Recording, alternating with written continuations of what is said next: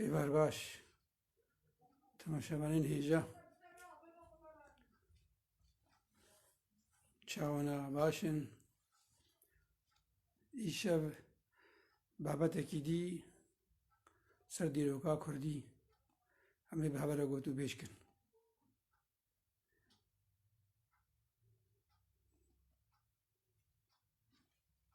جەنگا چاردێرانی و باندۆراوێ سەر دۆزا کوردی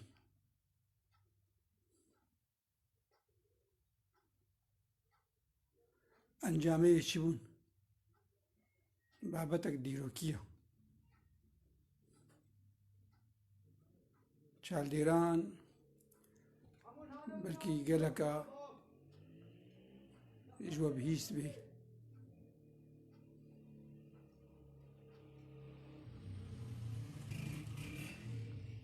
li dîroka Kurdî de navdar e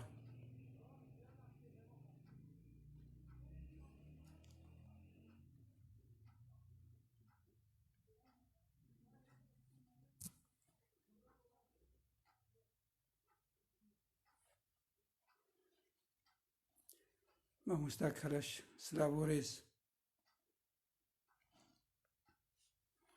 çardêran bûyereka li dîroka Kurdî de 1514 zayînê gelek bandora wê li doza Kurdî heye û taybet li welatê me Kurdistanê heye em bêjin bandorayê ne aliyê baş bû mixabin nebaşiyê dih qet mestir bûn ji başî wê ne mamosta leyan ser çava keça min êvar baştir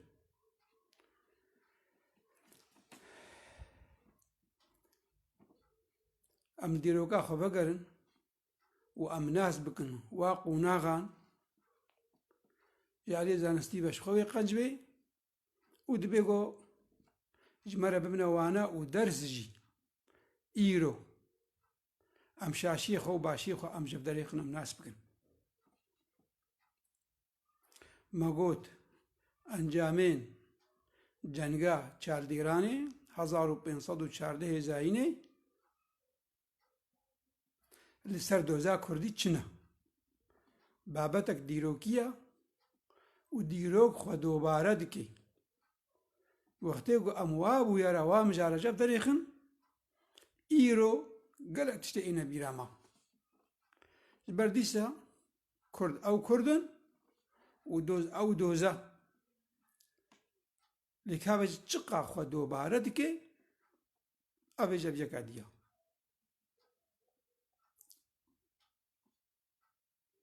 cenga çardêranê em bêjin navê ji xwe naveyna Resen Kurdî ye lê xweşikê me jevnas nekiriye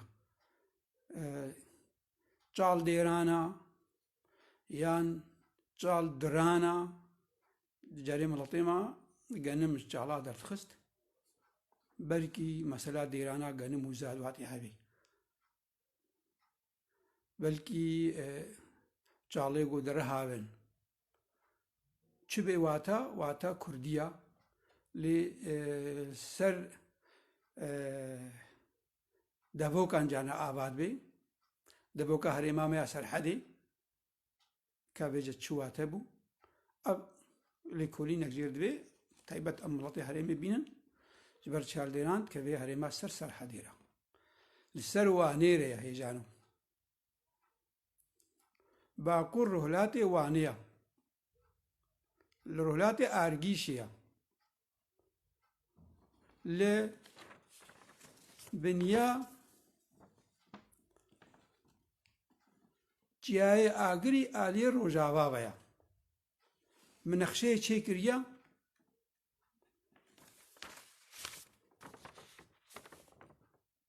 çaldêran li cema çawatê xuya kirin hêjano gereke halo bê çaldêran ئەف ئالیە باکوورە باکووری کوردستانەیە دەبێ گۆ بەرەڤاژی چێ بێ ئەف دەرەها ئەرمینیایە ئەف دەرجی ئەرمینیایە لێ لەوێ دەرێ پچێک ئازەربەیجان هەیە ئەف باکووری کوردستانەیە ئەف باکووری کوردستانەیە ئەف ڕۆژهەلاتی کوردستانەیە تەبریزیە پایتەختە سەفەویە بەرێبوو نێزیکی سینۆرەی باکوور و ڕۆژهەلاتە یعنی پشتی هاتیە داگرکردن نێزیکی سینۆرەی ئیرانی تورکیایە لێ ڕۆژئاوای گۆڵا وانەیە و باژارێ وانەی وش خۆ چیای ئاگری سەرەیە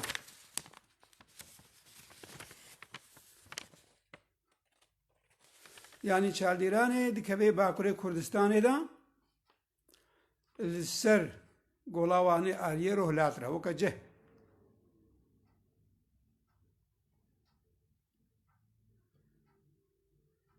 ڕۆژهەلاتێ باژارۆکێ ئارگیشیە دنیا وێرە ڕۆژهەلاتی کوردستانیە تەبریزی ئەوژی باژارێکی کوردستانیە یاری پایتەختە سەفەویە بوو چاردیران شەڕێکی ناودار تێدا چێبوویە دنەقەبا سەفەویە و دنەقەبا ئۆسمانیەدا یعنی نە ئەم خودیە چاردیرانینە نەما چاردیران پێخستیە لێ ئەم تێدا ئاردوو بوون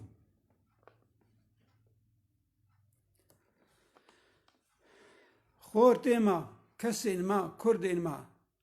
تێدە شەڕوان و لەشکەر بوون لێ بریار نەیامە بوو و نەمەلدار خست بوون و سەر خاکا کوردستانیە و خاکا کووردا دەبوو سەفەویە یە ئیرانی یە شیعە و ئۆسمانیەن ترک ئەوا لە هەفخست لە عەردا کوردستانێدا ناوگەلەی کووردە و کورد تێدا بەشدار بوون لێ بریار نەیامە بوو سەرکەفتن نەیامە بوو مەخابن نام خودیەوێ بوون دەما 1514 کوردستان ئەمکارن بێژن دەرفەتێک سەردا هاتبوو میناگ و سەربەخۆ بێ لێ وەختێ دەب کوردستان نە نەخشەوێ گشت نە سینۆرە هەتا سینۆرە نە ئەم بەحسا میرەک هاتکن بە دوێ دەمێدا میرەک بوون ئەمکارن بێژن میرەکەی ئەمە میرەشینەی خۆدا سەربەست بوون کاری بوون بریارە خۆ بدن لە ڕۆژهەلاتێکی وا داگرکەرێک هەبوو ژە ڕۆژهەلاتی کوردستانێ گوتنەوە سەفەوی و لە ڕۆژئاوای وا داگرکەرێک هەبوو نوخە خوارتکردن گوتنەوە ئۆسمانی شخۆ هەنگی دەوڵەتە ئاباسی هەبوو و دەوڵەتە ئاباسیژی پارچە پارچە بوو قەت بوو هەنگی شەڕ ناوای دەچێ بوو هەنگی میرەچینێن جدا و دەوڵەتێ جدا هاتبوونە سەر خاکاوێنا سەلجوقی هاتبوون دەوڵەت قەلس و زعیف کردبوون 1970 بەریاوە ئۆگۆزێ ترک هاتبوون 1970 پشتی سەلجوقیان جەنگیز خان هاتبوو هەر دەوڵەت قەلس و زعیف بوو دەوڵەتە ئەیوبی هەبوو یاگۆ سەلاحەدین ئەیوبی ئابا کردی جهێ دەوڵەتە ئاباسی گرتبوو ئەب هەموو بەریا چاڵدیرانێ نەها ئەتبێژم یانی ڕەوشا چاڵدیرانێ وێ بێڕەنگی بوو کوردا کاری بوو گۆ سوودێ و قزنجا جێبگرن پشتی ئەمەویە مەملوکی هاتبوون هەر یەک جهەیەکی دگرت و هەریکە دەسەڵاتا خۆ دەهاندە کوردستانی هەتا سەلاحەدین ئەیوبیژی ئەیوبیەش دەسەڵاتا خۆ دابوو کوردستانی حتا بە پەتلیسێ جیای ئاگری بن دەستێ دەوڵەتە ئەیوبی دەبوو دۆر 1900 و 1200 پشتی جنگیز خان هۆلاکەوە هاتبوو، تەیمورلنگ هاتبوو، هەموو شەڕ بوون و هەر ئەو میرەشینێمە هەبوون، ئەو میرەکێمە هەبوون. لێ وەختێک ئەو دەسەلات دارچێت بوون هەودوو قەلس و زعیف دکردن دەرفەتش کوردارە هەبوو. وێ ڕەوشەیە لە بەردەوام کردوە دەسەلاتدارە شەڕێ هەفتوو دکرد و میرەشینێنمە میرەکێمە 23 میرەک 20 میرەک 25 میرەک سەر قادا کوردستانی ژغەینی ئالیێ ئازەربەیجانێ و ژغەینی ئالیێ ئەرمینیا و ژغەینی ئالیێ مەیە کلسێ ئەفرینێ کەلەسێ ئەفرینێ ژغەینی دەرێولۆ میرەشینێنمە هەبوون. تایبەت هەرێما باشووری کوردستانی و ڕۆژهەڵاتی کوردستانی و باکووری کوردستانی ئەو هەرێما نێزیکی چالدیرانێ 23 میرەشینێمە هەبوون و بەردەوام ئەو دەسەلاتداریە خۆدا وا میرەشینە دەسەلاتداری دکرد و حتا پەراجێت کردن تۆپباجێت کردن و خودی ئارتێش بوون، خودی ئارتێش بوون. لێ وەختێکۆ ململاندن و شەڕ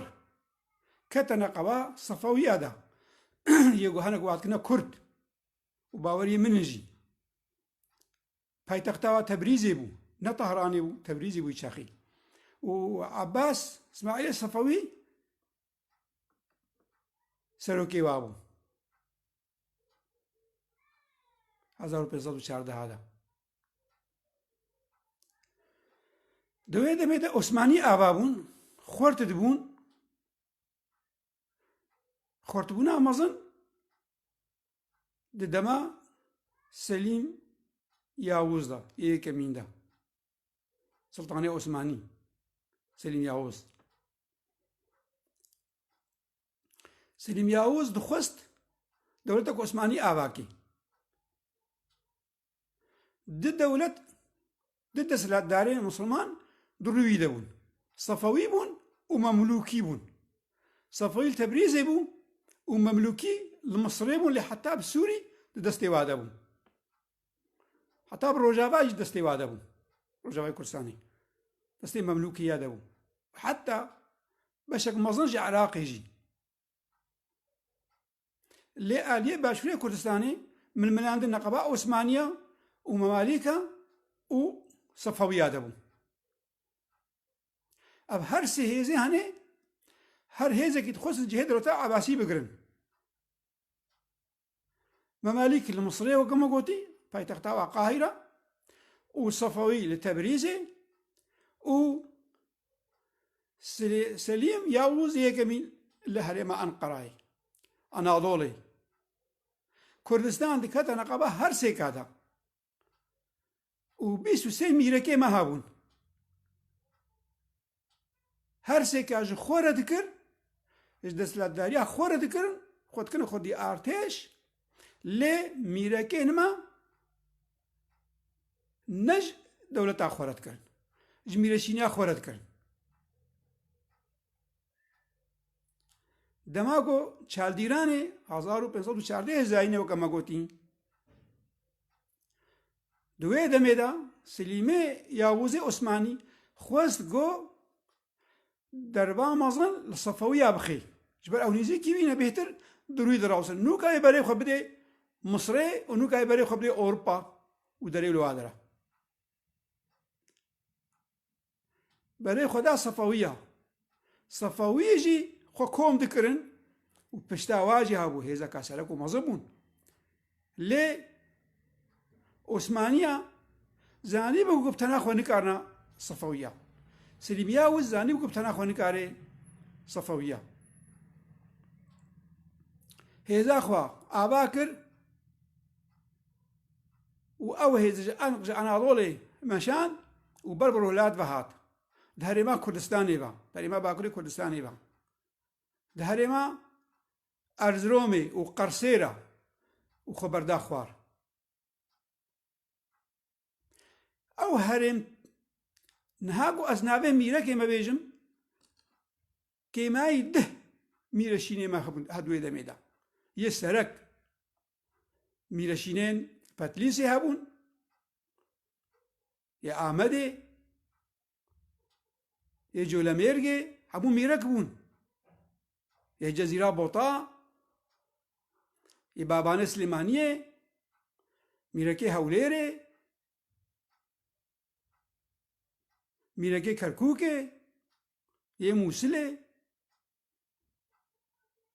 او قامي ركبون وسردس للداريا خوابون خودي ارتش بون سليم ياوز ويد هرما كردستان ايريشي صفوية ايران بكي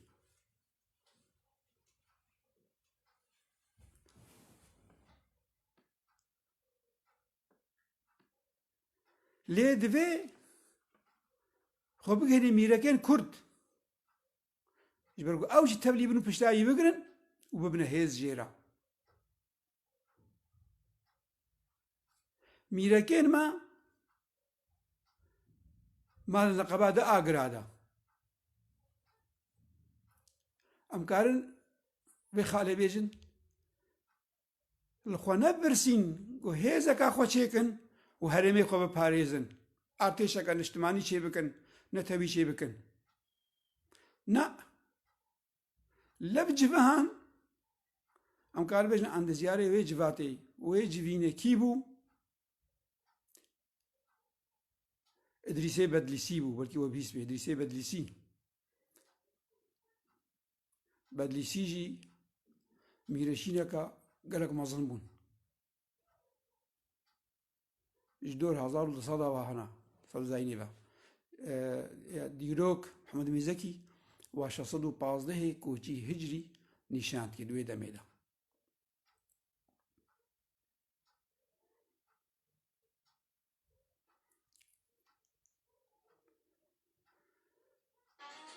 شرف خانه بدليسي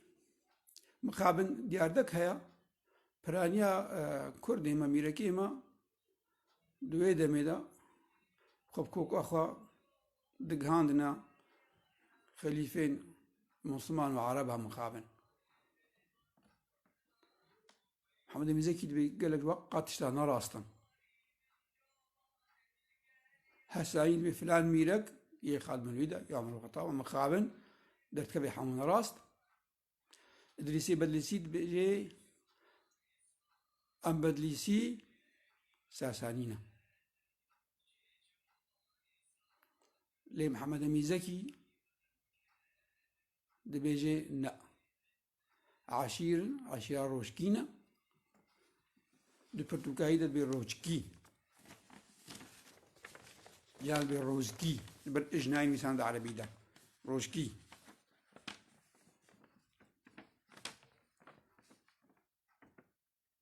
شرف خان بيجي يكمين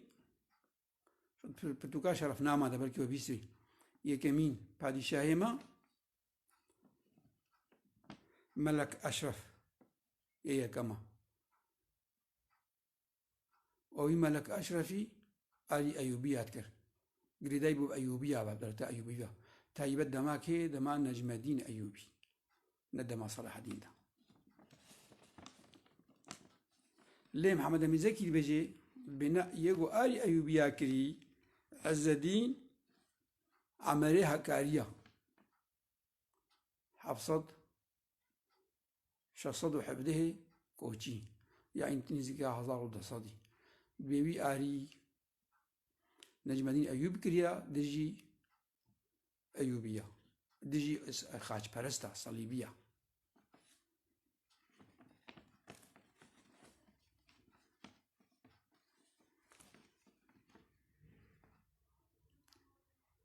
بتلسي ميرشينكا 1200 مابون حتى 1837 بهتي 400 صالي هبون خورت بون 1837 عثمانية أوشكاندن ويدي روكا وادري خورت بونا وخويات كي هشكو أو سروريا نبرقي فرميجي ها شما نقول نبرقي فرمي بلكي نهاوري خويا كنت أخافنا مدى سروريا ميرشينين كرد وميرا كان كر ده كوم كرنا لاشكرين كردا جەنگا چالدیرانێدا.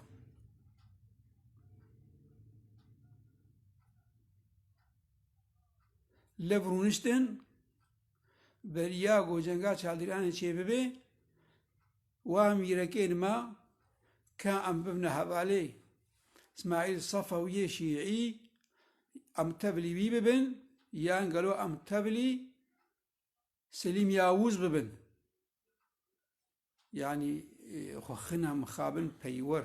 تابع ji alîkî herdû aliyara. Nabêjin ka em jî bine aliyê siyemîn û em ê xaka xwe parê em ê artêşa xwe lev kom kin. Na got em ê artêşa xwe kom kin û em ê tevlî alîgekî bin dijî alî Tirkê. Yani divir di xuyaya yan ev yan ev. Ê nexwe ka siyaset, ka diplomasiyet, ka xwendin nexwe. Ji rewşêra, ji hebûnê re, ji egera û awamila re. Biryar dan got tevlî İsmailê Sefewî bibin. û şanda xwerêkirina jê re Tebrizê lê İsmailê Sefewî şîî bû mehne û hincet li Kurdat kirin û ji serkeftina xwe bawer jî bû. Bingawiya bû kevin bû Silêman Selîm Yawûz nûka xwe abad kir ji xwe bawer bû ti nirx û cih neda şanda Kurdî. Ew sivik kirin tean dane wana gotin gotine wana û ser hala da yekî goştexilî ba helwestekî civatê de diyar kir veda ba xuya kir ew girtin ew habêne zindanê de jî. Yani şanda me Kurda bi İsmailê Sefewî re binket vegereha pûç û yê got zindanê piştî zindanê de ka çirkî xwe xelas kirin nûka vegerehan hatin nûka li Selîm Yawûz vegerehan. Got em ê tevlî Selîm Yawûz bin. û artêşa meya Kurdî xistine nav artêşa Osmanî de û ketine şerê got tiştekî me tê de nebû şerê çaldîranê de. û di wî şerê çaldîranê de Mihemedê Mîzekî dibêje şwa gelek jê dercîhana 6,000 kesên Kurd tê de bûne qurbanî. Gelek jê dercî dibêjin bûne qurbanî. Ji xwe Selîm Yawûzê Osmanî bi ser ket li çaldîranê de bi saya berxwedana Kurda û mêraniya wana û artêşa Sefewî şikand û da peyva heta anîn Tebrizê û Tebrizî dagir kir. Tebrizî dagir kir. û heta jineka İsmaîl Sefewî li xizmetkarekî xwe mehercî kir. Piştî jinewkirina dîl û êsîr ji bo serê İsmaîl Sefewî bitewêne. û herêma Kurdistanê tebida û ya wa mîreka 23 mîrekek hemû wa kete bin destê Selîm Yawûz da. Wa mîreka xwe buhara da hevaltin. Yani bûna hevalê Selîm Yawûz û desthilatdara wî ser xwe pêk anîn. Selîm Yawûz jî gotewa got xweseriya we destê we debê. Yani weke mafê otonomî hekim zatî destê we debê lê hûn girêdayî bi dewleta Osmanî re. Encamê yekemîn ê vê cenga çaldîranê ew bû got em ketine bin siha Osmaniya da piştî ew qa desthilatdarî berê û mekarîbûn xwe azad jî bikin û em tevlî wa jî nebin yan em berxwedanekê bikin ya duêmîn ji nişkê ve 23 bajar û mîrekan xwe kire bin destê Selîm Yawûzê Osmanî da. Heyf û mixabin. Ka meyzênin ser çava mamosta Yılmaz Sefo birazî hêja wêti sağ wê rebî. Saya mîtanî keçika min şev baştir ya ser çava keça min. Spas bo we jî cûdî mîtanî sala hemû ser çava mamosta şev baştir دەستخۆشتر خەونێن عەموودێ ڕۆشنبیری مەی عەموودی سەرچاوە دەستخۆشتر مامۆستا هونەر هەبن ژیرۆمیتانی سەرچاوە کوڕێمشە باشتر جوان موراد شەف باشتر سەرچاوە برازی ئێمەت بیننجی ئەم ناوەی وات بینن زۆر سپاس بۆ تەماشاکردنەوە ڕامان کوردی دەم باشتر برازی سەرچاوە ئەبخۆیە بابەت مایە لێمە گۆمێل نامێوە مەیزێنن عەبدولمەهەیمن عوسمان هەلبەستوانێمە بێژی تژی سەرچاوە برازی سیپان خەلیل دەم باشتر خوازی پرس ناوەژی هەبن هۆن بکەن ئەم کارم بەرز بێ وەژی بدەن باشە زەردەشت شاهین سلااو وڕێ سەر هەردوو چاوە ئێمەت بینێژی هەلە زوارەی مرمیتانی سەرچاوە بابەی دانیار ئێوار باشتر سەرسەرێن برای دەلال تیرێژێمەژی مەدبینێ سەرسەرا مامۆستا سوبحیژی سەرچاوە سوبحی ئەحمەد بابەی دانیار سەرکەفتن بۆ و دۆزا کوردی تەبێ برای دەلال چ کەسێ مەدبینێژی سپاسیاویژی دکن خوارزێم حەسەن خەلەف وەسی ئەلیاس و یێندێن هەمووچک ئالان ڕەمەدان مامۆستا نەجلا و زیوار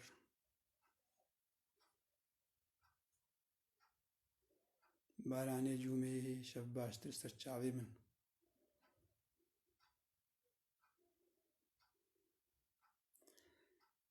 ڕائد حەسەن برازیە هێژا سەرچاوێم ئێوار باشتر ڕۆژی ئاوەژی پیرۆز بێ و سەرما و مڵەتەی کورد چ جامەرێقن چ موسڵمان چ ئۆلێ هەی بێخۆشی و بەرەکەت ئامین مامۆستا محەممەد غەناشی و شاهد دۆستێکی منیش پێ کاتی عەرەبە سەرچاوە مامۆستا بۆ معتەز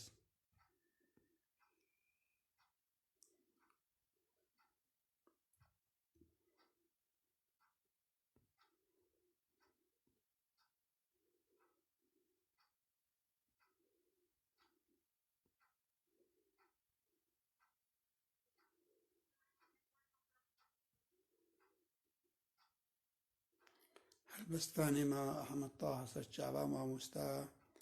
شەف باشتر زۆر سپاس ئەحمەد حاج مەنسوور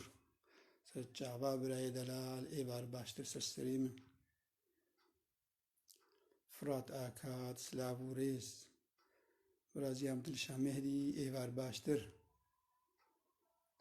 دیسە سەعات خۆش برازی ڕائد سەرچاوە پرسنەوەژی هەبن سەر دیرۆکی سەربی بابەتێ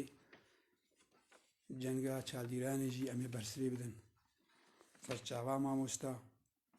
نامە قوناغا جەنگێ دەرباز کرد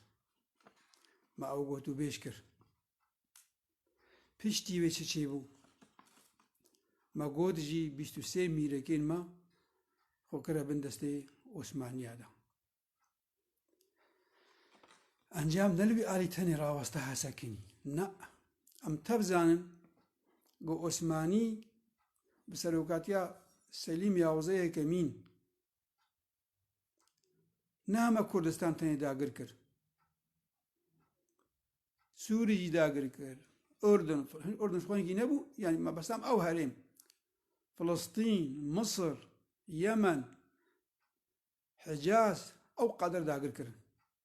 سلیم یاوز ئەمزان و گۆ جەنگا مەرجدابق 1516 ئەوژی باکووری حەلەبێ لە ڕۆژاوای کوردستانی پێک هات 1516 زاینەی هێژان و ئەو جەنگ بەهێز و فەداکاریە کۆردادی سەبسەر کرد نێزیکە 3000 لەشکرەی کورد تێدە بوو و لەشکرەی سڵتان یاوز سلیم یاوز ئەنجێک ها بە هەفتەی هەزاری لەشکرێکی نوو بوو ئارتێشەکە نوو بوو ئەم تەزان بەرکی وەجی دەرادە خوندبێ ئارتێشەکە بچەکەی نوو بوو پەروەردان نوو بوو و ئارتێشەی بەروینە کەبن بوون چەکێ وهای کەبن بوو هێزا ویژی گەلک بوو و کوردی ناودەبوون و چەکی ویژی هەبوو بسەرد کرد ئەو جەنگا مەرجدا بقی 1516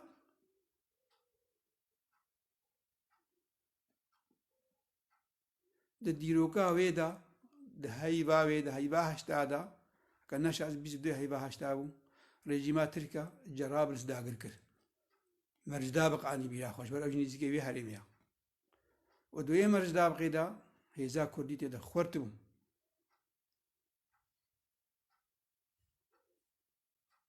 سەرچاوا مامۆستا حوسێن حتاش متێوە کە تا گوتی ئاخافتنەکە سڤک و ئاگاهینە سڤک و بکورتی ئەجوارە بەحس بکەم ئەس هەمە ئەس تێنمە بیراوە کورد بە چ ڕۆلێ درابوون و بەجە شیرۆڤە جەموە درامانەی وەدا مەرجدا بە 1516 عوسمانیە سووری پێداگر کرد هێزا کوردی تێدا هەبوو و ئەس بێ خالیجی بێژمەوە ئیدریسێ بەدلیسی دواقا جەنگادا بەشدار بوو سەرۆکێ میرەشینا پەتلیسێ ئەوژی سەرحەدی هەرێما سەرحەدیە تێدا بەشدار بوو و ملێوی ملێ سلیم یاووز بەبوو مامۆستا ڕامان کوردی چ سوودا وا هەبوو چ سوودا یعنی چ فەیدا بەشداریە کووردا دوا جەنگادا بوو یا گونهامە بەحس کردی چالدیرانێدا و مەرجدا بەغدا و سەلی و ئیدریسێ بەدلیسی ملێ خۆدا ملێ سلیم یاووز و شێوەرمەندی ویژی بوو بێژی خۆرناس کرد شێوەرمەند بوو شێوەرکار بوو سلیم یاووز لێت بەگەرها یعنی ئەو ئیدریسێ بەدلیسی بە کەسایەت تاخوا بە دیرۆ کاخوا بە مەڵەتێ خۆ خۆرتر بوو سلیم یاووز لێ مخابن نەبوو سەروەر بوو نونەرێ کارێ بێژێ کووردا چ فەرمی چ نەفەرمیژی بێ و ئالیگرێ سلیم یاووز چ سوودا کووردا هەبوو باوەڕ بکە خسار بوو هێزا کووردا لەفت کەت بەلاو دبوو زەعید و قەلس دبوو هێزا کووردا و سووداوی نیشخوا خسارە حتا ئیر بوو سەدەماگ و ئەمێنێت بن داگرکردیا عوسمانیادا مامۆستای هێژا مامۆستا ڕامان خۆش هێنگی کشا عوسمانیە ئەم بن دەستێ وادن حتانا و نابێ بۆ ترک مامۆستا محەممەد بەشیر عەلی خەبات خۆش مامۆستای هێژە سەر هەردوو چاوێن باغێ بەشیر سپاس بۆ تەژی ئیدریسێ بەدلیسی جەنگا مەرجدا بەقەدە ڕۆژاوادا ئالیگر بوو شێوەرمەندێ سەلیم یاووزێ عوسمانی بوو دە ئارتێشێدا و ئارمانجێ عوسمانیات هات پێکاتن تا ئارمانجێ نەتەوی نەهاتە پێکاتن ئەو بوو چ بوو عوسمانیا مافێ ئۆتۆنۆمی یان ڕێبەبەری دابوو ڕێبەبەریە خۆسەر دابوو کووردا یعنی چ ئەم تالان ناکەن وەکە سەفەویە وەکە مەملوکی ئەوانە و ئەمزانن جەنگا مەرجدا بقێ دژی مەمالیکا بوو وختێک و ئەمشخۆوا مەمالیکە بدنە بەر عوسمانیە هێژانەوە ئەو مەملوکی نەژاداوا چ بێ پرانیاوانە چەرکەسی بوون ئەم وێژی بێژن و تژی کورد بوون و عەرەب نەبادا بوون دەولەتەکە خۆرت بوو بەهێز بوو و چاکسازیە وێژی ئیسلاحاتێ وێژی هەبوون مامۆستا شو كان قائد مشاركة كرد في معركة فائدة أمثلة بس بدأ مامۆستا ڕامان دوێ دەماگۆ شەرێ بناوێ مسلمان و خریستیانە بوو ئۆروپیا سعی خەلمەمالیک هاکردبوو یەک برتوغالیا و هۆلەندیا ئارتێشا خۆ ئاوا کردبوو ژە ئۆروپا هاتن ئێریشی مەملوکیا دکن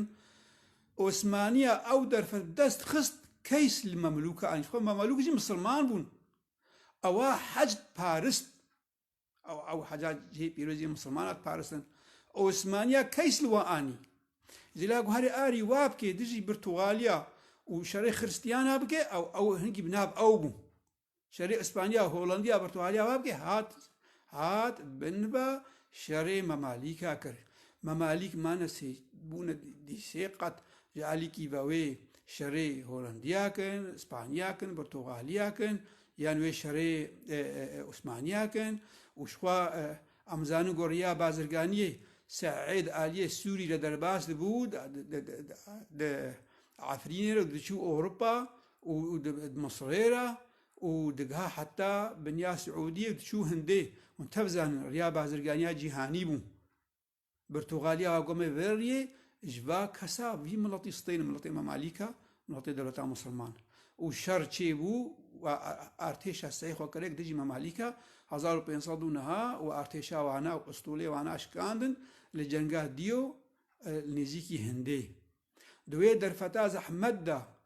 عوسمانیا کەسی مەمالیکانیش دێلا گۆ بژین برایمێ مسلمان ئەم هەر ئاری وا بکەن نا دیتن مژولن بشەڕابە ئێریشی خاک و عەرداواکردن 1516 ئەمەرزداغ بە بوشکاندن و مخابن ئیدریسێ بەلیسیژی بسەرۆکاتیا وینا ئارتێشا کوردی ناودا و دەبەرێ خوادانە مەسڕێ دەسێ بلسی چوو حتا مەسڕێزی 1517 زاینە جەنگا ڕێدانیە یانی مەمالیک و لۆ مەژول بوون ئەبا عوسمانێک کەیسا خەڵوەئانی دێلا گۆ بژین برایمە مسلمانەوێ ئاری واکن نا کەیسی مەرە هاتیە وەکە مەسە تەنها باکووری سووری یعنی ڕۆژاوا کەیسیش ڕێژیما ترکر هاتیەن ها ئێریشی ڕۆژاواتکەی دەبێژێ ڕێژیم وەر قەلس و زەئیفەش دەیلاگۆ بە مەڵەت هەرێت چێ داگرتکە ئەواژی هات سەلیم یاوزەیەکەمین سووری داگر کرد و مەسڵ داگر کرد و دەوڵەتا مەمالیکەش خۆ مەرجدا وەگەلە کاروە بیستێژی قانسۆ هەڵغۆری بوو پاکڕەوان کرد هاتە کوشتن شەڕدا و مخابن سەرێژ نویساندیا جان بردل غەزالی و خایربێک وەکە بیستیا وەکنها مڵەتێ سووریە گۆ بووی ئالیگرێ ڕێژیما ترک دژی خاکاخوا هینگێکی ئەوژی بوونە ئالیگر بە سەلیم یاوزرە دژی مەمالیکە ئەو میرەکەی حەلەبێ و یە حەمای و بخێر هاتنا سەلیم یاوز کرد و خۆکردنە بەندەستنیەدا ومانە سەر میرەشینیاخوا و سەلیم یاوز بە وا سووری داگر کرد و بەرێ خۆدا مەسڕی جەنگارێدانی هەنگی تۆمانبای بوو و دریسی بەدلیسیژی ملی مل سەلیم یاوزرە بوو بەتلیزێ کودێ کوردستان کودێ و مەسڕ کودەری و ڕێدانی و قاهیرە کودەری بەرگۆ قاهیرە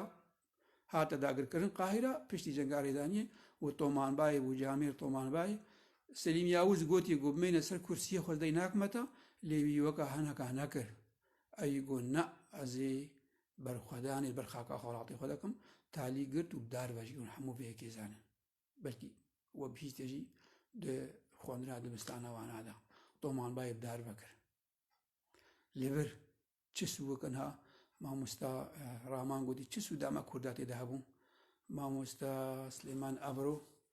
مامۆستا العزیز ليتكم توضحون دور إدريس البدريس البارز في تلك المرحلة المدعي له خائن مع أنني لست مع تلك الادعاءات سرچ عباب رازي هجا مامۆستا سلێمان شخوا گوتنا خائن وەکەتە گوتی گرانە ئەم نگابێ خائن ژبەرگۆ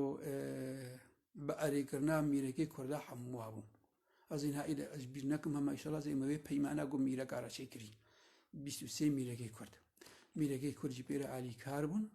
وەختی ئەو خاین بێ هەموو کەس خاینە نە مخابن ڕۆلاوینە ژ سیاسەتا کەسایەتا کوردیا قەلس و کێم بوو دەیلا گۆ خوا بەحسن بڤینا خوا بەحسن بین ئەم هەنە ئەم کوردن ئەم خودی ئارتێشن ئەم میرەشین ئەم سەرقاکا خۆنا ئەمەی خۆرزگارکن دەرفەت ژمەرە هاتیە دەرفەت یعنی زەڵ ژمەرە هاتیە لەبەر سەفەوی ڕۆهلاتن داوا بەلکی ڕەنگێکی داوا هەباتیامە بکن ئەمێ واقعیت بکەین یان سەلیم یاوز یان ڤیرەنگی ئەمێ تەرازەوەکی تەوازنێکی خنە تێدا نا دەجێتە خۆدانە ئەهلیکی ڕۆلاوینە ئەو بوو سەروەریە ئارتێشا کورد کرد برازیل سلێمان و دە جەنگا چالدیرانێدا شەڕ کرد 6,000 خۆرد و کەس ئێمە تێدا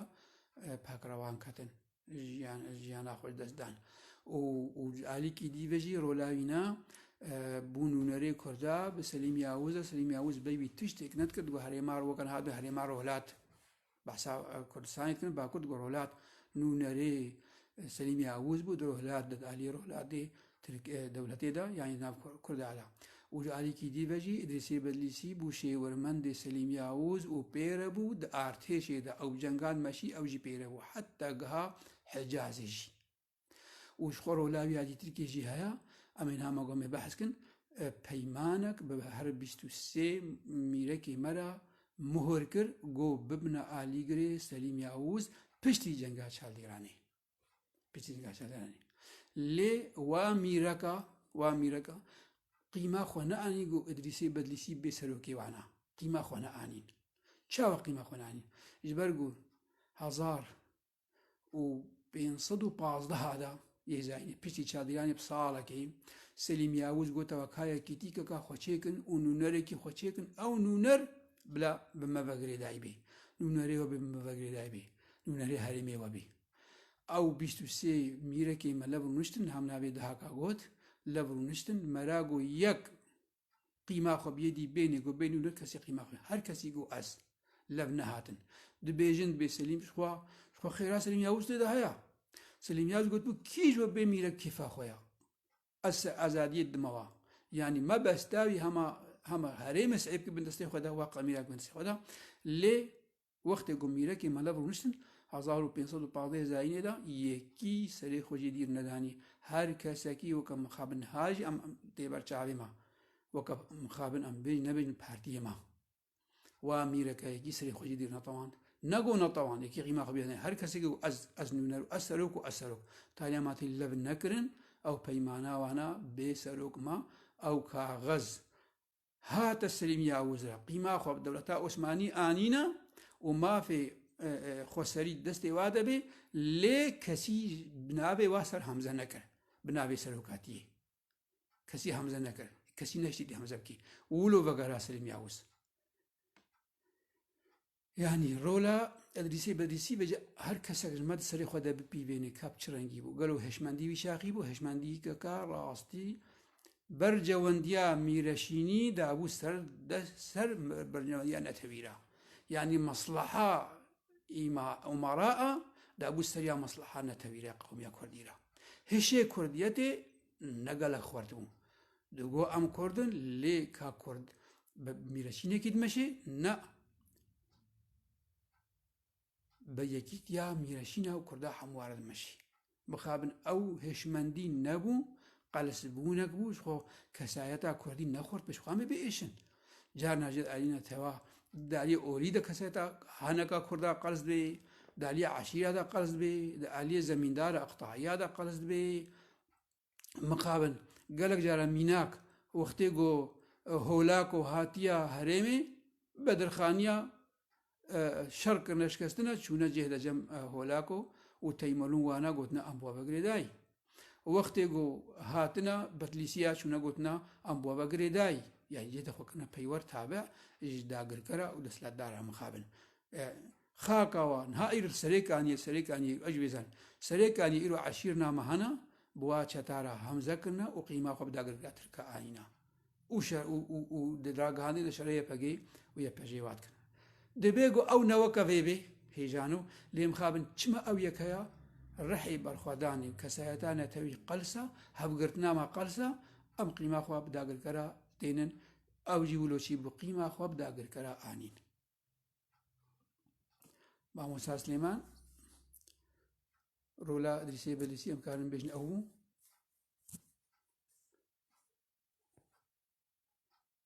مامۆستا بەشیر شێخسەر هەردوو چاواس لاڤۆرێز مامۆستا دەست ساختر زۆر سپاس مامۆستا شێخ مۆژی بەشداری ئامادەکەی سەرچاوە تەماشەبانی ئامادەکەی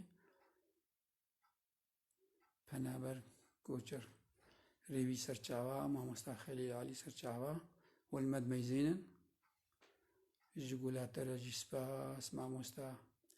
ئاهێر ئاهۆرە سەرهەدوو چاوا باوێ دژوار سپاس بۆستا و وێگولاتە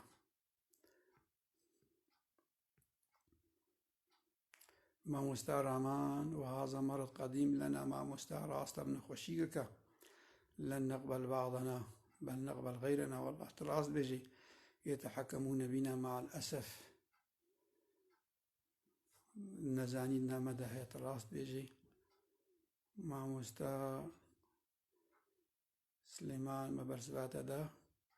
مع مستا حسين عندما نضع خدمة الدين والتحالفات من أجل خدمة الدين والتحالف مع مغتصب أرضك ومعه وهاجم الآخرين مختلف مع عدوك بل خدمة قوميتك ووطنك وشعبك مع مستا وله وقتيكو أم برجواندي هناك بنابي دين تين سلما أم مشين ودش خاقا خود قرن وهناك دي بادشاه عندس لداوان وعندش خاقا خود قرن تكاري بيجي أم إخانة الخاقا خود كن باقي محمد سباس جيان هوزان سباس رامان ماموس عديس بلديس كان يمثل كرد باكر كلها وقتها ولا فقط منطقة بدليس أو كردي بدليسين ويسباس ماموستا من هام برسبدا ماموستا رامان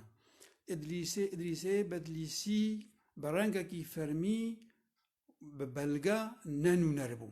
جبري يك ميرشيني كرد تايبت هجاو كردي باشور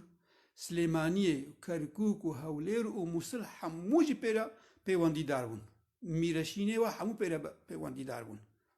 أمرائي وانا بيرا بيواندي داربون لي قيمة خونان بسروكي وانا ارتشا خوشي دري كرن تبلي ارتشا عثماني دبون لي قيمة خونان امسرك او بسروكي وا وميرشينا آمدي و جولاميرجي وباتليسي جولاميرجي يعني هكاري اوجي ميرشين اوجي نافذبون اللي واجب وكا انها ما قلتي باشور قيمة خونا انين ادريسي بلسين نريوابي لي ارتشا وياك بدنا بابلو دبو لي او هبريز كاري دوزه سعيبو ادريسي بلسي بسليم يا وزراء ما مستراء السؤال خارج موضوع هل ما حصل في مصر آخر فترة له علاقة بلعنة الفراعنة كما يقولون عندما نقلوا بعض توابيت لمومياءات من أماكنهم مع أن بعض علماء الآثار اكتشفوا أن اللعنة الفراعنة موجودة من قرون خدي ما مستراءت نزع ما مستعد يروكي ما وأسباقات اشتاحموات خوينم حتى انها بسليم نكتية أو نفرت أو لعنتها بي أريد بوي روجي وقتي أهرامات كولان ديسان زانم سرسركن كيزكن وجحر بواري ووات كان ميشن وعلى خوشتيخن وفلان تشقاكس فلان كس شوية مريو وفلان كس شوية فلان مركز مريو فلان تربكري مريو فلان لي كل إنبان أركولوجي مريو قد أسباق اشتاحموات بيزي ما مستا لأسباوار ناقم أو نفرت أو لعنتها بي انه همز برسباب برسات فني بدون اننا خدم سري ريدانيه وهادنا عثمانيه المصريده از بوينايش اسبي بكرين ادم ما مسارات ليلى بنجامين مدبيني سرچاوا شباش برازيل هلبسلاني مارونستير ميرزا سرچاوا برازيل رونستير شوكت مسلم مدبيني سرچاوا زيو الماردين سلافوريز سرچاوا سلافوريز زور سباس برازيل رائد بيجي على كل حال قينه برسبع من قايل سرچاوا برازيل رائد عاكف جي مدبيني سرچاوات كرد پروري عاكف مصطفى ميتاني سرچاوا جيا ميتاني من ليلى بنجوين وي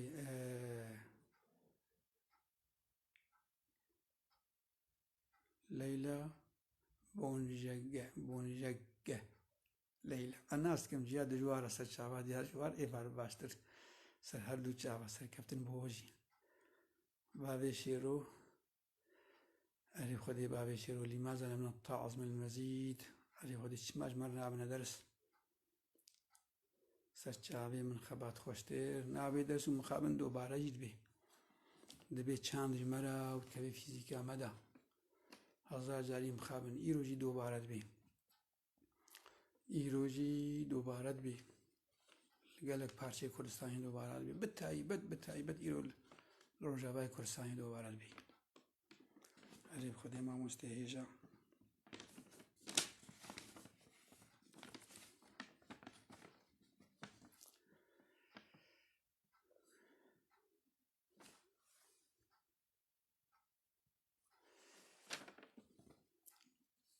ما موسى سليمان خدين بيجي نزانم هفبار بك هفبار كنزا برازي يرجى مشاركة البث ليصل لأكبر عدد ممكن من المشاهدين نزا كا أبركزي علي وبا برازي سليمان قالك هون بارفا بكن أريب خدين هاي بركة مجاركة ديروكي أقل لقرنقا جنگا چال دیرانی جمرة دوبارات بحضاري جنگا ولو هنا بسري ما هاتنا جنگا عفريني هي سري كانية جريسبي برياوا قالك جنگا هنا مناطق ما باشوي كردستاني باقي جنگي ولو دبر خصنا روجلات باكر هر مناطق ما كرد بشك بوا عالي جري دجمنان مخابن دوبارات بي خوزي جمرة ببي وانا ودرس ما مستعرامان زور سباس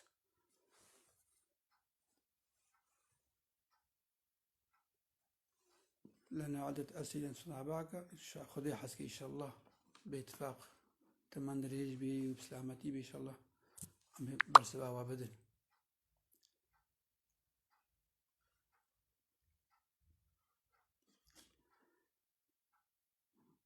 عين ما مستعر أمامه ديسا قوما ما تشسو دا جيقت يعني بلكي يك بيجي كردا خبي بارست ما مستعر خو پارس انشما سلیم یاوز هر سرکفتی بو وی کرد قر کربانا وکا ممالیک هوانا ما موسا دبیو امش خورا شیرو ببکن مانا سلیم یاوز نخورت بولو بکردا گله خورت بو هزا 23 میرگین کرد تولی بو حتا خورت بو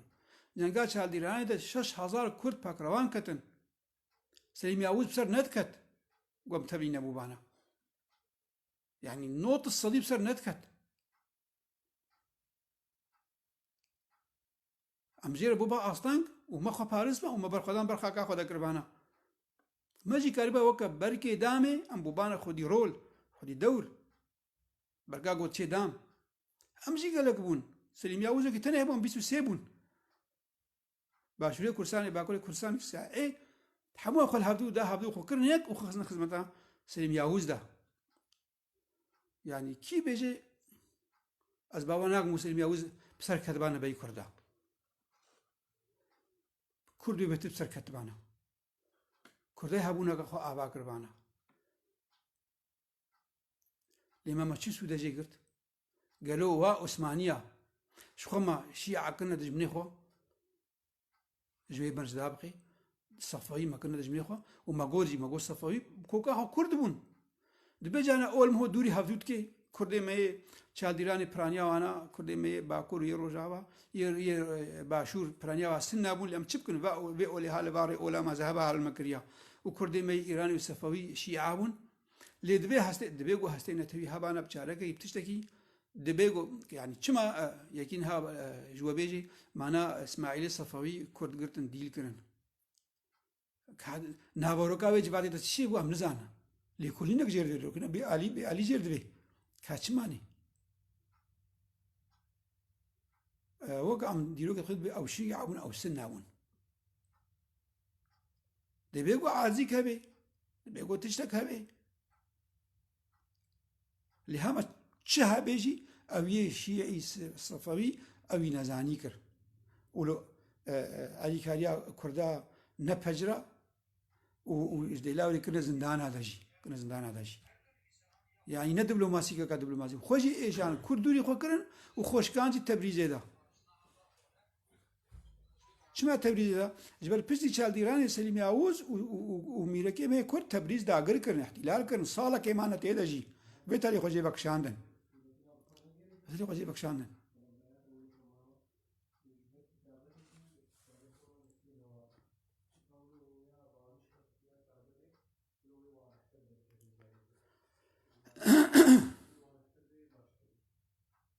ترچ عوام مستكو سر مردين إن بيسكارا ما يكرد دست تجي صاحبه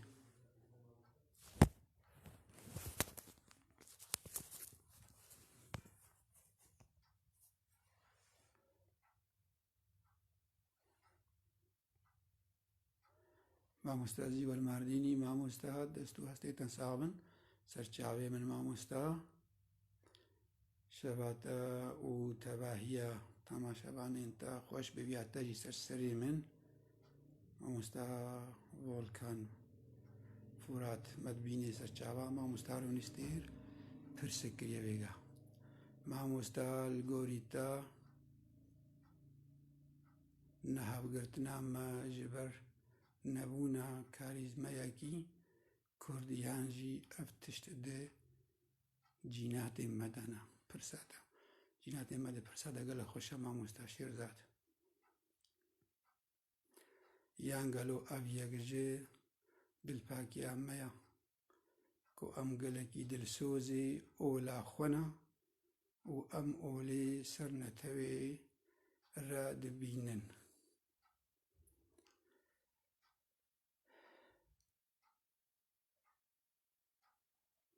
destxweş mamosta Ronîstêr Mîrza pirsate cê xwe de ye û rastî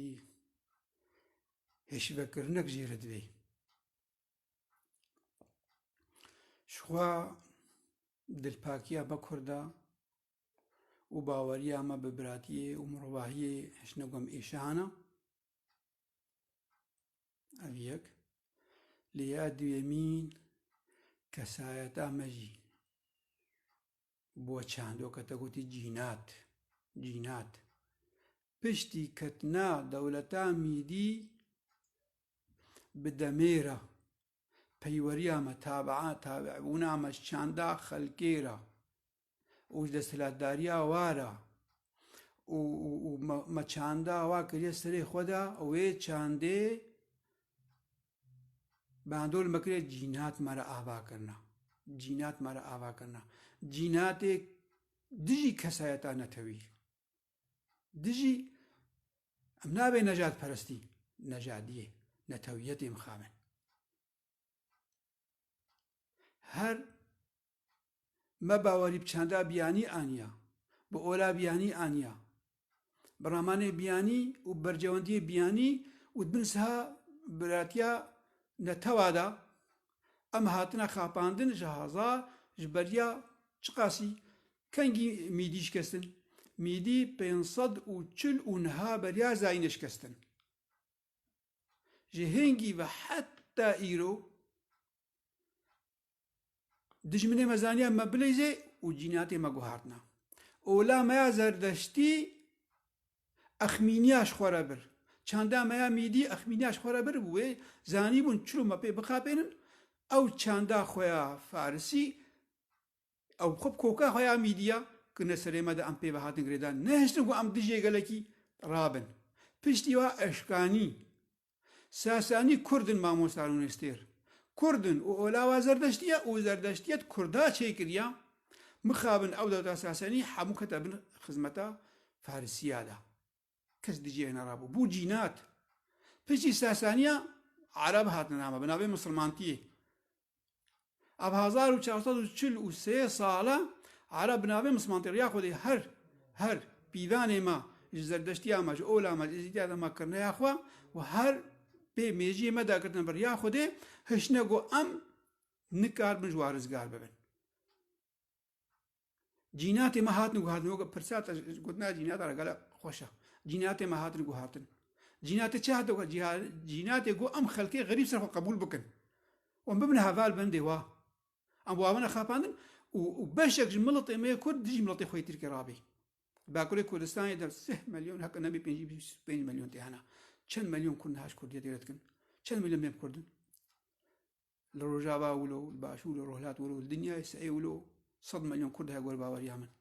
cînatê 20 milyon hatine guhartin xweşik 20 milyon Kurd gober Kurdiyê xwe bikin nemane 8 milyon Kurd cînatî hatine guhartin tenha li Sûrî ev pirsa cînata gelek girîng e niha Kurd çiqal Helebê hene ka cînatê wayê Kurdî ji ku xwartin wa bi ser Kurdiyê dilêxin na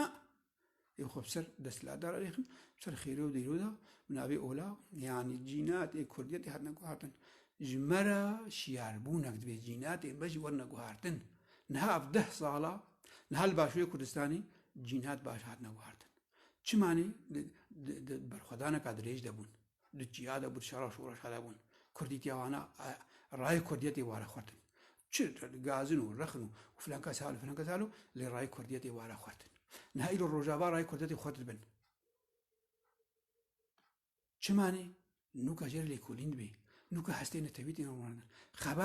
خباز هسته نتویره دوی گوت واه هسته راکه حتی دمیر واد جینات عجیب گوهاری نه سردمان هو دبچه جینات هات نگوهارتن معنی دمه که دا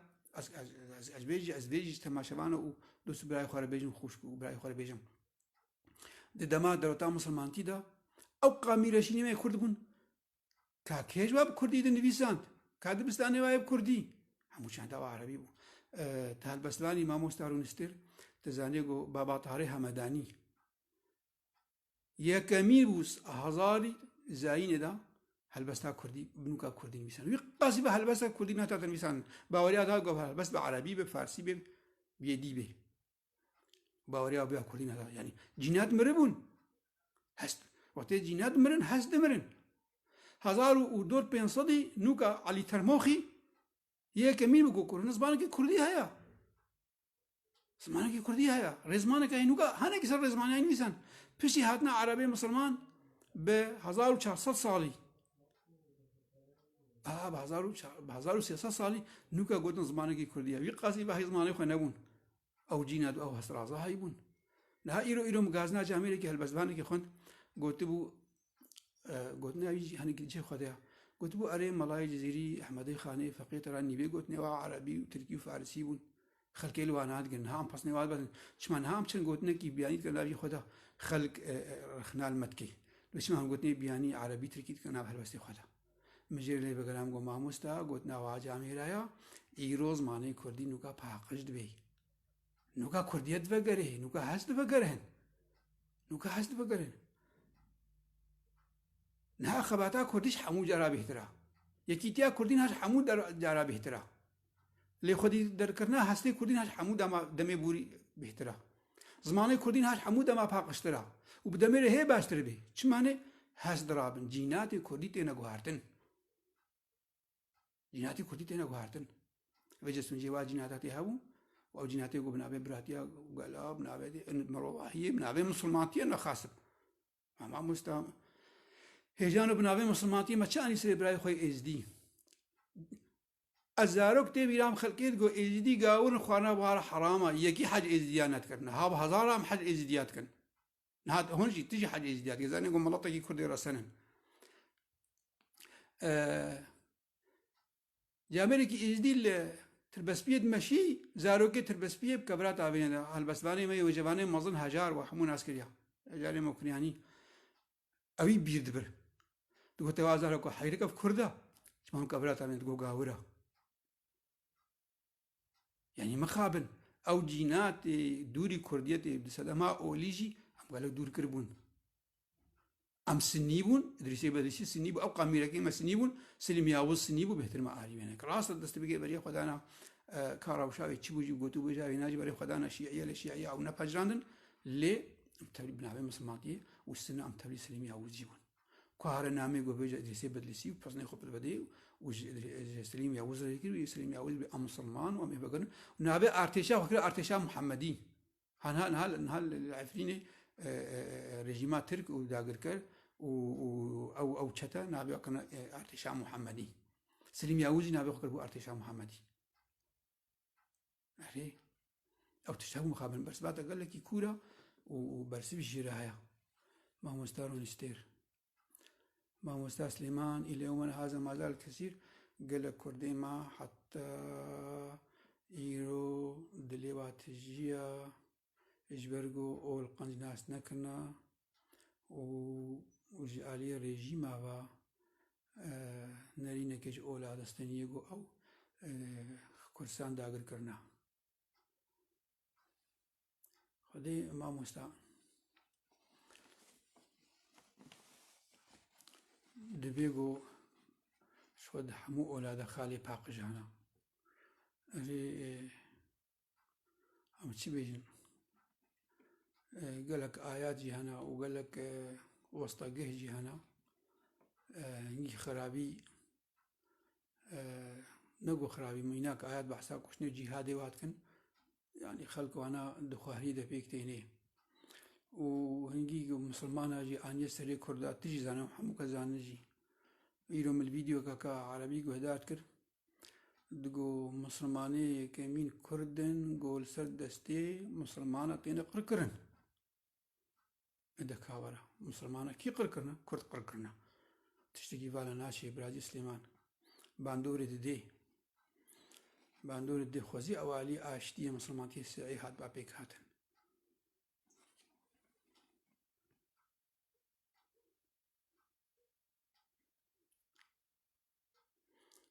نبين حمو سرچاوا مدميني ماموستا إبراهيم مصطفى مدميني سرچاوا ماموستا إبراهيم دلي كسكو صورو زربو تجي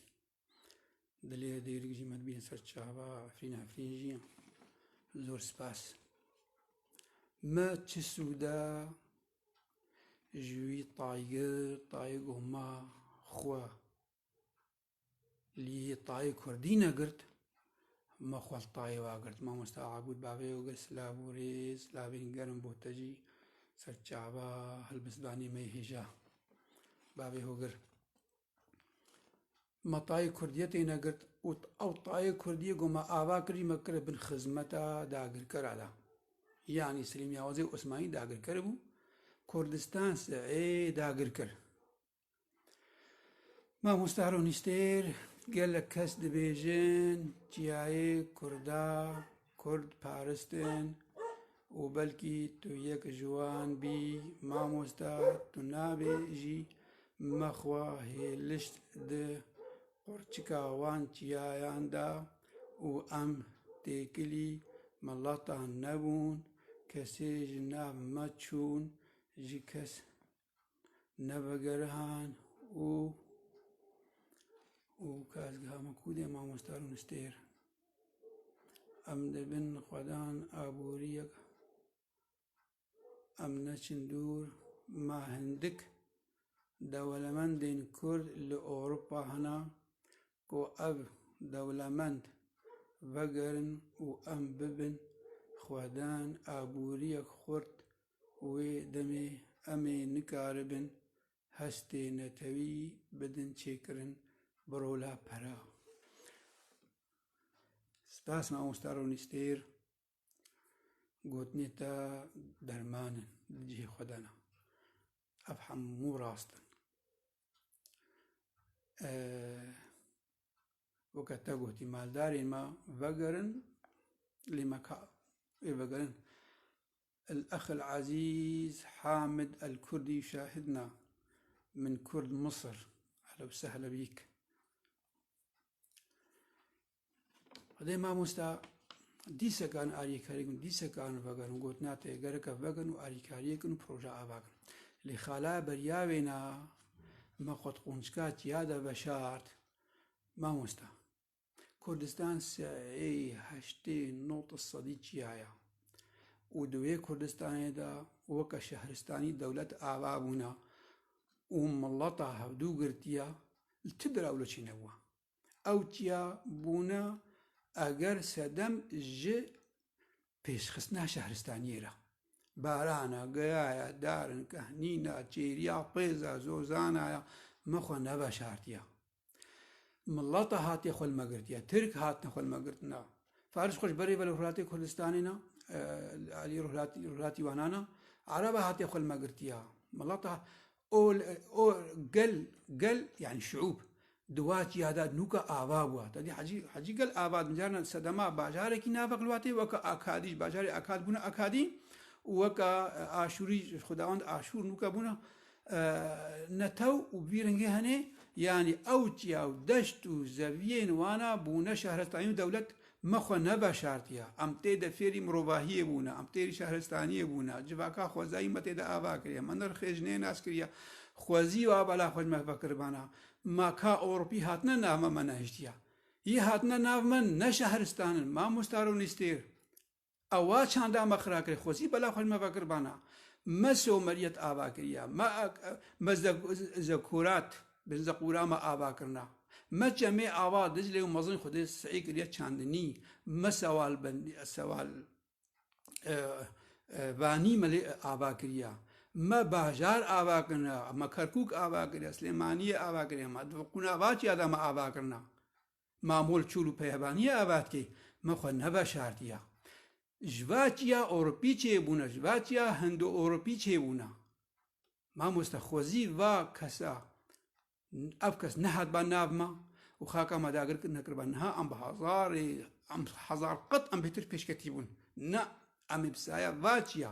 واچیایە گۆگەیا و زەوی و کەهنی و گول و فێکی لێ ئاوانە و باژار لێ ئاوا بێ و خۆزایە خۆش و باران و هێوایی و حتا تۆزێ لێ نەهی حجاجێ لێ نەهی ئەبێ بهتر مێ شارستان بانە مامۆستا ئەت بکمە مینە دهۆ حەلبوسی سەرۆکەی بەرلەمانێ بەغدای گوتیە ئەمێ ئەنبارێک وە کوردستانی خۆشکن ما کوردستان نوتقم تەراکیادەیە وێ ڕۆژێ ئەلجڤینەکە حازر بووم جڤینەکە مەسەدەی جامێرێکی عەرەب ڕابووسە خۆ گۆگرکێ لەگەی بووە پاریس دەرا کورد لێبن خۆش دکن مامۆستا چاندا کووردا چاندا واچیایە چاندا واچیایە نەگوم خۆت یادە بە شێرن نا یەگوتی دۆستی کوردانیش چیا پێوە ئەو فەیدەکە چیایە دەدێمە ئەمریش بەروا کەسی هاتی ناو مام خۆت بە شێرن ئەو تێنمە تالانکن ئەو ڕەحمێنمە ناکن مامۆستا چاندا مەجیا دەشتایە زۆزان چاندا پێشکەتیە خۆزیە و نەهات بە ناومە ڕۆناکبیر ئۆجەلان گوتنەکی دبێژێ چاندا بیانی چاندا ئاگر و جەهەنەمێ بوو هاتە چاندا کوردایە یا کوردستانی چاندا جنەتی ئەو گوت نایەت پرتوکایە مانیفستۆ یا پێنجێدا یا گۆ کورد دۆزا کوردی و نەتەوادی مقڕادە دبێژی بێ چاندا جەهەنەمێ یا ئاگر و تۆزێ ئەجاجێ مانە ڕاستەقەی هاتە ناو چاندا کوردادا کو چاندا کوردایە گوایە جنەتەیە یا بەهشتێ یا چیایە یا خۆشیەیە مانە ڕاستەقەی خۆزی بەلا خۆشمە بەکردبانە هەشتبانەوە بێ چاندا خۆیان چیادە ماوانە مەخۆ نەبە ژارتیە نە ئەوروپاش نامەچوویە مامۆستا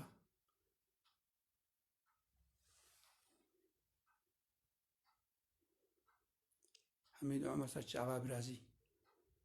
مامۆستا حەمەزەکی مەدبینی و سفخەری ئێبار باشتر سەرسەرێ من دلێر دێرێک درود مامۆستا درود یعنی تەحیە سەر هەردوو چاوا سەرسەرێ من ڕۆنستێ میرزا ئەس بهێویمە یا بەری وێ هەمووێ بخوێنن هەرێ وەڵا ئامین مە خوێندومە بەرسەباتەژیدا بە هەردوو پرسێتە گەلە گرنگ بوون گەلە خۆش بوون ڕامیاری بوون فکری بوون چاندی بوون ئەم بابەتی خۆ بەگەن هێژانەوە باندۆرە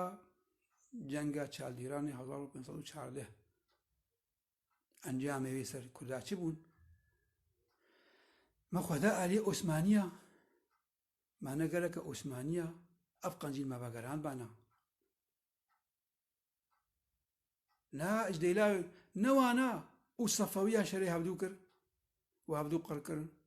تالی ئەو ناو سەفەی لەباتن و ئەم کوردش بیرکردن و شخوا بێژە ئەو ڕۆسیا هەنێ ئەو ڕۆسیا دیرۆگایەت خۆنێ ڕۆژەکەم ئەس بێژی بێژم ئەمە خێر تێ نەدیتە ئلە هەمەت فڕۆشی ئەوی ڕۆسیاوێ چێ نەقەبا ئۆسمانیە و نەقەبا سەفەیادا وێوا لە بئێنێ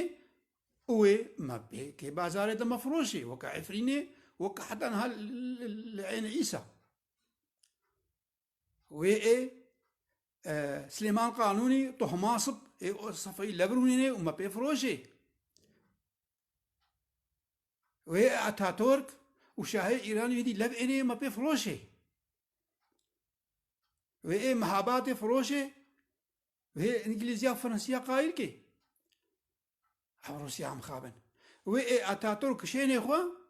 و سایکسپی گوت نەقەبا ئینگلیزیا و فەرەنسیا پێک ئێنێ وێ دیسە کوردا فڕۆشێ کوردستانی پارچەکێ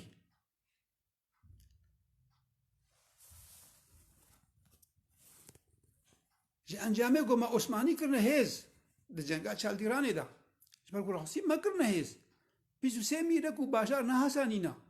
ka lêkolînbana mezin vê bîst û sê bajar xwe nabêjin mîrek لێکۆلیڤان هەنا دیرۆک ناسن هەستێوان نەینە تەوی کوردینە نابێژن 23 میرەکەی کورد بە هەمە 23 باژارە خوارەها دەستی سەلیم یاووز کرد یعنی 23 میرەکە خوارەکردنە خودی هێز پشتی جەنگا پاریزێ و پشتی سەلیم یاووز و اسماعیل صەفەوی و عوسمانی لەب هاتن پەیمانە ئاماسیەدا 1515 هاتە شاه تۆماسب و سلێمان قانونی چێکردن لەب هاتن و عەردەی کوردستانی کردنە دقەت ئەوژی قوناغن پارچەبوونا کوردستانی ئالی ڕۆهلات کردنە دقەت لەب هاتن چالدێرانێدا چالدێران دانا ترکا نەدانە کوردە دانا ترکا هەنا چالدێران لەپێی ترکا دێنها چالدێران باژە ترکایە نها ترکێتی دەمەشێ سەر کە باسینۆری ڕۆهەتی کوردستان یعنی ئیرانی هەروێ دەریا شخوا کوردش بیری کردن تۆماسب و سلێمان قانونی و لەب هاتن پەیمانە زەهاودا 1637 دیسە لە ڕوشن زەهاو دیسە لەب هاتن ناکوکی خۆ چارەسەکردن و بسەرکێشیە ڕۆسیا منە قەباسوود هات دیسە کوردستان بهتر سەرڕاست کرد پشتی وێنە 1639 یا قەسر شێرین حتا باشووری کوردستانی هەبوو لەباکردن و تخێرا کووردا دێدەن هەش بەرجەوانی کورداجی نەمان و داویاوەدی سایگەسپیک وژی بوو سایگەسپیک ڕاستە ئیران نەناودەبوو لێ ڕۆسیا ناودەبوو یعنی وێ قەرزبوونا مە کووردا هەفتوو کوشاند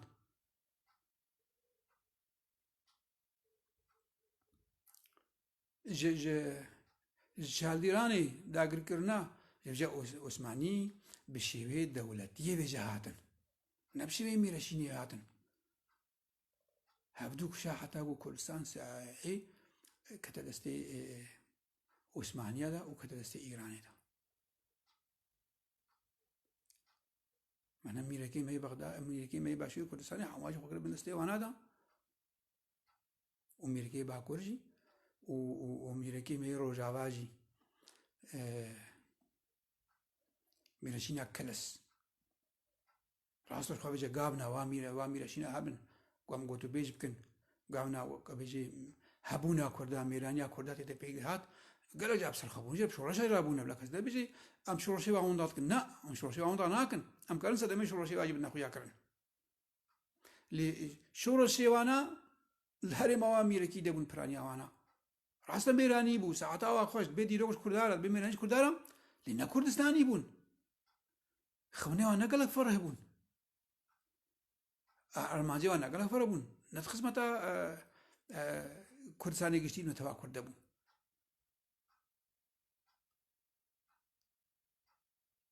وا میرەکە وەختێک شۆڕشێکت رابوون هەنەکەژوە هەنەکە ژمبڵەتێک کورد ئاری داگرکارات کرد دژی میرەکەی خۆت رابوون بابەت نێمێ گۆم گۆتۆ بێژ بکەن بە دەهامی ناکەنە شۆڕشە عەبێدەڵڵاه ناری شێخ بوونا کوردێمە دژی گەلک ڕاوەستان سەید ڕیزا بیرەنگی هەنێ شێخ سەعید بیرەنگی هەنێ میر محەممەدی ڕەواندۆزی و بەدرخانیا چقاشر هەبوو کردنا جەزیرا بۆتە هەمیرخانی زیرا بۆتە دەما ئەزیزیان دەشە دیرۆکەوای درێژە ئەوای نزیکا 600 ساڵی میرەشینەکە ئاواکردنا ئەوژی کۆکا دیرۆکی دەدا ئەوژی خوارتن لێ ئەوژی پابەندی وێ پەیمانە 1515 هەبوون تەبلی بوون یاگۆ ئیدریسی بەدلیسی نەبفەرمی ئەبێ نەبفەرمی هەر بەربەرگە نەبوو نەکردنە بەلگا بدەفکی بوون و نەرێوانە ئەفتشی حاجیانە زیاد یاسین سەرچاوە مەدمینێ مامۆستا یوسف خەلیجی لێرێک مەبەوە سەرسەرێمێن سۆرین کۆبانێ مەدمینێ سەرچاوە ئێبار باشتر مامۆستا سۆرین کۆبانێ خۆزی پرسیوە هەبانە خسرۆ لالەش سەر هەردوو چاوە مامۆستا ئیژا مخابن وەشاناوە دۆبارە دبە مامۆستا خودی ئەزبەی نەزانە چما دۆبارەت بێ دووبارە چی مامۆستا یعنی ئاگاهی دووبارەت بن دەبێ گۆ خاڵ هەبوو زەنگی گنجان هەبوو دەبەگەرێنن لێ وەشان دووبارەت بێ ئەزبەیەکی نەزانم مامۆستا یوسف خلیل ببوورە مامۆستا سێ بەحرێ سونجێ مەیە ئەم گەلێکی دل پاکن خدای مامۆستامە ئەویەکە هاگۆت دەبێ سونجێ مەژی و دەبێ شاشتیژی بلام دل پاک بن لێ ئەمنا مری بن بەرخەدانێدا ئەرێ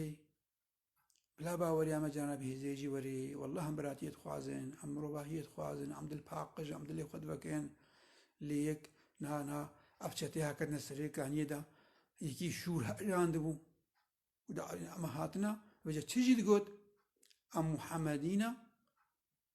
ئەم هاتنە گاورا بگۆژن گورد کاورن چیش دگوت گۆ محەممەد و ئیمامێ علی گاور دگوراندن ئەم هاتنە کووردا بگورێنن ئەمێت بارابادە قیمێت دەبێم هێز هەبت بارابادە هەبێ مامێ دلپاکی بارە بن لێ کورد نامەهانە باورا بهێزێتی لێ دەکا خۆزی 6 ملیۆنی ئەب هێزا گۆ باوەرا بەرخوادانیی وەری بنەگەلەکە بلام دل پاک بن ئەمزان قورآن کورد خەڵکی ئێسیتکن کووردا سەری کەسێکی ژێ نەگریە ئەم وێگێزانن کورد نەداگرکردن نال باشووری کوردستانی بۆ جنەتا عرب خۆزن هەمانە باشووری کوردستانی و ئەو مڵەتێکی ترکی نهال ڕێبەریا خۆسەر ماشەڵا عرب بێم غڕقی مسارێ ئەم بلا ئەم دل پاک بەخم ناکوێ لێ بلام هەش خوا بن ئەم شیار بن ئەزان باوریات تەجربەیەکاتی مامۆستا یوسف بلا ئەم دلپاکی شیار بن نە دلپاکی دلبەکری بن خەڵ پێ پشتام هۆژی بکەیت بلا چاندامەیە بەرخۆدانیجی هەبێ چاندامای شڕۆشیژی هەبێ و بلام تعدل خەڵکێ نەکەنجی وڕاستی ئەم بەیەکە هەبن لێ بلام کەسەیەتا خۆیان کوردی وەندا نەکەن مخابن مامۆستا ئەمیناژی مەدبینێ محەممەد ئۆسکێ مەمۆ سەرچاوا برازی مامۆستا ئەمینە ئەنوەر سلێمانجی مەدبینێ سەرچاوا گول بۆتەژی مامۆستا ئەنوەر مامۆستا یوسف هەگەر کورد ژی بووبانە خۆدی چەکێ گران و دژی دژمنە دێ بکار ئانیبانە وێ دەولەتە مەژی هەبانە نهاتە ڕاست بژێ مامۆستا ئەرێ مامۆستا ئەو دلپاکی ئەمەیاتە گوتیژی ئەو پابندیا مەژی شتێ گۆم نەبنە خودی چەکژی ئەزێ میناکەشتەرێنم دەما گۆ بریتانی ئینگلیزی هاتنە هەرێمێ منە خۆگەهانە کووردا خۆگەهانە کووردا ما کووردا ئەو قبول نەکرد عربا و قبول کرد ئەو قاچەکدانە عربا و دەلەت عربا ڕاوا کرد فێسڵ کوڕ حوسێن سعودی ئانی کردنە پادیشاهی سووری تشتێکی لە سووری نەی و سووری تژی کووردە عزیز علی مصری و هەموو بیستیە کورد بوو پێرە ڕوونشتن عزیز علی مصری گۆ نا دەبێ هۆن سۆزداش مەرە هەمزە بکەن و وەختێ گوەمبەرنە ترکە عوسمانیە هۆنجی دەرکەون و دەڵێت ئەمە بدنەما نەگو کاسی سوودێش بێ هەبوو ناواگرم ئەزێ بەردمە ترکە هەبوون کاوا کووردا چێکم فێسڵ ئەفسۆزی هەنەداوانەوە خۆم ڕەساتی حسێن مەکماهون نەزانن نامەیە گۆژێ دەریکردم بێ سۆز و بێ دەوێدا تەریابوون مەزی حتى ناقافی دەژێگەتن دەبێژن دێژێ دەرای مەیدیا وەختێ نونەرێ حاکم بینێدا یێ بریتانی لە عراقی چوجەم محمود الحەفید محمود الحەفید هێژی هێبیە وینا هەبوو گۆ بۆسمانیارە 1918 و حتا سوودوە بۆ عوسمانیارە هەبالتی بکەی دوگا و مسلمانن و بریتانی گاورن وەختێ گۆ چوو ئەو نونەرێ ئەمریکا یە بریتانیا وەختێ چوو سلاڤایی کرد گۆ پێرە گۆت و بێژا بکەی وش خۆ بێژە بمژارجی بابەجی کوورە ئەوی عبای خۆ دەستی خۆ دەکرد و سلااب دەدا نونەرێ بریتانی تگاوری دەستی نشتە حەڕمەی یا باش خۆ بریتانیش خۆ بچەکای نامە نامنە هەبالێ مۆژی فێسڵ وەختێ گۆ سووری بەردانی شو کرد ئاینکردنە مەلکەی عراقی و ئەو قاچەک و نەمێت و خۆمرە و ئابا و نزانم چوو فڕۆژی دانێدا سوودێ مەشتی هەیە نهانێکی هێبیە مەچێت بن باشووری کوردستانی بسیاسەتی لیزی و ڕۆژاوای کوردستانی هەنێکی هێبیە مەچێت گوژمارە بمنە دەرس ئەو هژمەندیا وەنها مەگوتی سەرێ مەڕابێ یعنی بۆ بڵێم بەرجەمەندی خۆی نەتەویجی مۆناسبی خۆسم جێما کورداجی گەڵەتی هەیە ئەم هێ تێرم گاز ناجوات کرد میناک رامانە براهیم هەنان و شۆڕەشێکی عفرینێ لە هەرێما عفرینێ ئەو خۆش ئەد لەبەیە لە هەرێمامەیە باکووری حەلەبی شۆڕەشێکی ڕابوو کات چ کوردی جامێر هەبوو نرخێمەش ئەجبەر خۆدا ناوینارە چش کوردارە خۆست ئێ فەرەنسی چون گۆت و بێت فەرەنسیا فدرالی سوویدە ئاباد کرد لازقیە و سوێدا و حەلاب و شام هەموو کە بوونە خۆسەریا هەرێمی خۆجیهی هاتچوو گۆت نەگۆڤاتە ئەفدە ساڵەت شەڕی مەدکێ باکوورێ سووری وەرە ئەمە بێدێکنەوەکە دەولەتێکی و تو سەرۆکی هێناوە براهیمانان گوت چلۆ سەلاحەدین ئەیوبی بەرداوە ئەمجی بەردنەوە ما چلۆ ئەوروپی فەرەنسیە چەکات نەما بەدرخان پاشا ئەیوب دەستەی خۆ تۆپ چێت کردن دەستەی خۆ تۆپ چێت کردن بەش سەدەمە کەتنا بەدرخان پاشا ئەم بەحسا چەکتکردنها و پەرە چێتکردن و تۆپ چێتکردن وڵە وڵە میرێ ڕەواندۆزی تۆپ چێتکردن سەدەمەک سەدەمەی ئۆلی بوو یا میر محەممەدی ڕەواندۆزێ مەڵە بەختی مەڵە ئاختی ترکە ئەو خاپان قورعان ژێرێکردن برای هەبدوونە چیرۆکاوێکی درێژە بخوا بە ئێلا خۆ کەسێ خۆ بە بسۆفی خۆ بە دەولەتی دەرکەت و ئارتێز و حتا زەعی بوو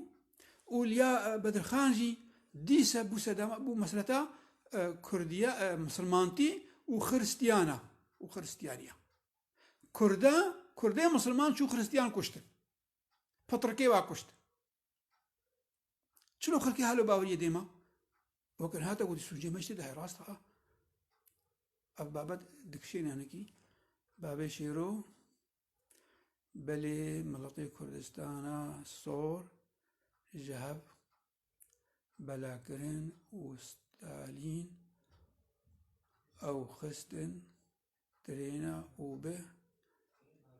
هەزارە مرن ژێ سەرمە و بەرچیبوونێ دڕاست بێژی بابێ شێرۆ سەعات خۆش ئەرێ وەڵی ئەوە ڕووسیا مەگوت و کوردستانە سۆژی سوونجێ مەجتێدا بوو بابێ شێرۆ دیسە کوردی ئێزیدی بووبوونە ئالیگرێ ئەرمینیا و کوردی مسلمان بووبوونە ئالیگرێ ئازربێجانێ و ئازربێجانێ دەریا ترکارە باندۆر ستالین کرد ستالین ئەو کۆماشکاند ڕاست بێژێ مامۆستا برازیل میدیە سەرچاوە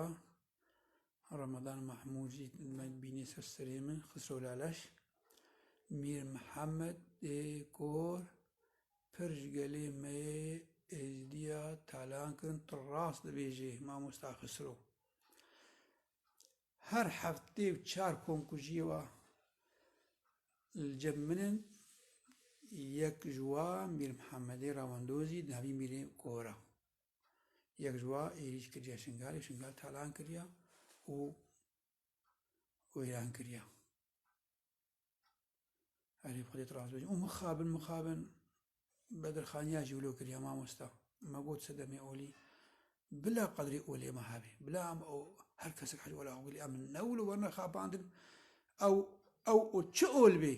چڕێ ئۆل بێ بلەمە نەگەی دژمنێنە تەواما ئەم کوردن ئێزیدی کوردن خرستیان کوردی هەموو کوردن خۆزی ڕای کوردیەتی جەما خۆرت بە مامۆستا ئەحمەد براهیمی مەدمێ سەرچاوە ئێستارندە مامۆستا خەسرۆ ئیشەڵڵا ئێستارند بێ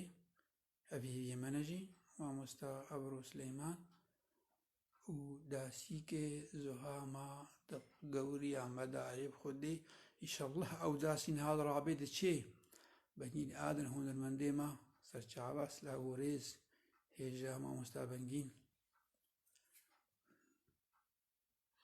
فەیسەڵ خەلیجی مەدبینێ بەهزاد بەڕەکاتی مەدبینێ سەرچاوە سلااو بۆەوە هەردگا و بۆ مامۆستا فەهەد قاسمژی فەهەد قاسم شەب باشتر مامۆستا سەرسەری من ڕەحمان ئەحمەدی مەدبینێ ئەو ناو باوە سەر هەردوو چاوە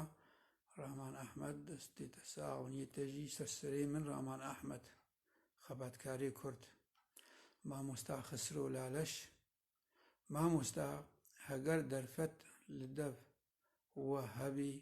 هەون لەسەر کۆمکوژیێن کۆ میر محەممەد یەکۆ لە دژی کوردێن مەی ئێزیدی پێک ئانینە خودێ وەکەن هامژ برای خۆی دەلار ڕەگوتی ڕاست بێژێ کۆمگۆژیک ئەویژی بسەرێ براهیمە ئێزیدیا پێک ئانیا شخوا قوتێ ئەمە کۆلین دەکەن ئەوژی ئالی هەیە و ئەوژی ئالی هەیە ئەو مەهناتکێ ئەو مەهناتکێ دەبێژن بێ ئێزیدیا ئێریشی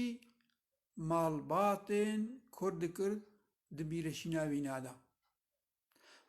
دبێژن لێژمرە نابێ مەهنەوە هەنجە جیها و دکوشتن و تالان دکردن جبرت بێژە نەبێژە دژیان ئەمە و دیرۆک ئەمە نەتەویدا تەبلی هەبی چێ بووە یعنی شاشی دکشێنێ مامۆستا ئێزیدیاژی گەڵە جار ئێریشی مەکریە ئێزیدیا ئێریشی گرێ دێراکردنا ئاری عراباکردنا 1870 ئەوژی بابەتگلێن ئێریشی باگوندێمە بانیکردنا و کورداژی ئێریشی واکردە ئەب خراپی هەبدوو دکشێنێ سەدەماگۆ هەستێنە تەوی مرینە کولامە هەستێنە تەبیە نامە ئالیکەک مەلایکەتە حڕا بێدەنگە ئالیتی هەمە ئێریشیت کردنا بەرتەک ڕەتفعل ڤی ئالیشن و ڤی ئالیشێ دبن ئیدەکی کارێکێ بێ ئێشێنێ مخابن بێزانەبوون هەبدوو تێشێنن هەبدوو قڕ دکن فرمانە بسەر هەپێکتێنن دبێژن دەبێ هێنگی برایمە ئێزیدی ئالی گوندا و کۆچەری وانە ئێریشی پارچێ میرەشینا میر ڕەواندۆز نزیکە 1822 دا و چەندێکش کوردا کوشتن بێ حتا بێجە میر محەممەدێ کۆر میرێ ڕەواندۆزێ بریار داگۆ هلمەتەکە حملەکی ڕێگە سەر ئێزیدیە قەنەوا بسەکنێنی ئەوەی بێژیها لێ ئەس ناکەمێ بێ باوەریدا ئێزیدی بانە و میر محەممەدێ کۆر با گەرەکە ڕایەنە تەویە کوردێت هەردوو کان بانە هەبدوو گەرەکە دژمنان نکاری بە بوا بلیزن و تەحدن بسەر هەبدوودا گەرەکە ئەنجامێ گۆمەگۆت باوەریامە یاگو نەڕەسەنە کوردیت ڕەسەنە باوەریا گۆ مەرە چێت بێژ ئالێ چاندێ بیانی بە هەستێمەیە کوردی باوەریەما کوردی قەل زعیدکێ ئەو بسەردکەوێ دەیلێ بێجە ئەو مە تەحدی بسەر هەبدە مە بدێ کوشتن یعنی زمانێ گوتوبێژی هەیە زمانی هەستەی خێرخوازی هەیە هەستەی خێرخوازی هەیە گەرکە ئەو هەستمە بگەی نابدوو مخابن جدابوونا ئۆلەتیژی بۆ سەدەم هەشتێک بۆ کورد هەبدوو قڕکن مامۆستا خسرۆ بەلێ مامۆستا ژخوا مالوێرانیانمە هەر ئەب هەستێ نەتەویە بچیک جانا تیپنەوە شاش متسەکرێن هەستێ نەتەوی لبامە لەوازە ڕاست بێژە مامۆستا خەسر مامۆستا ئەمین تەلیجێرینێ مە شێوەکارێمێ دەلال ئەمین عەبدۆ وێ کارگەرچێکی بنویسێ پێر نەدەرکەتیە دەبخێر وەرێ مامۆستا ئەمین بێ دەنگ لەجەمت تنە تەماشەبانی هێژە خوشک براین دەلال نزەکا سونجێ چییە کەسیش بە نەگوتێ دەنگنینە کا بپرسە مامۆستا چارەکێ بکە دەنگە وەریشتەرە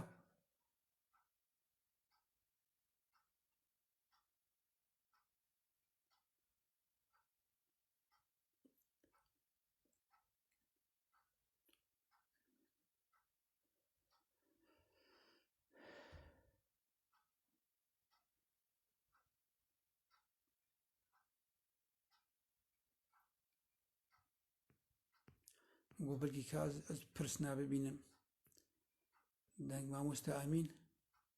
چێ بوو سلاوەڕێ دەنگ چێ بوو گەلەک باشە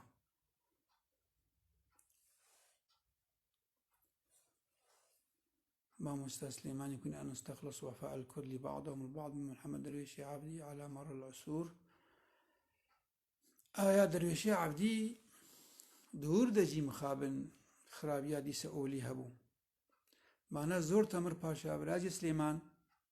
هەلوەستە گرتبوو دژی شەرقیان بەرخاتەی شەرقی ئێزیدینە و ئەونا مسلمانی سنیە و عەدوولێ نادێ ئێزیدیە مخابنش بەولۆ بەریدا تەحلوکی بەلای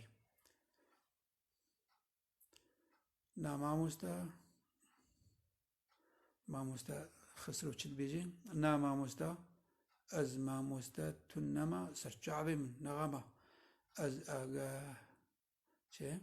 ئاگاهگرتێ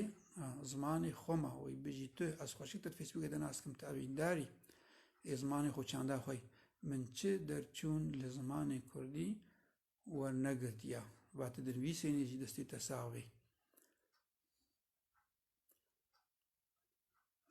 رازیم سلێمان بێژێت دەنگە لە قەنجە باشە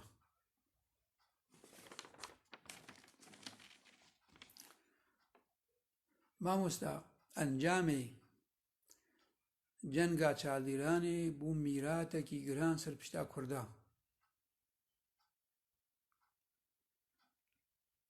ژێرە کەد بێ حتا ئەمووی میراتوی بارەی گران ڕاکن عوسمانی 404 ساڵە بەناوی عوسمانیەتی کوردستان داگرکردن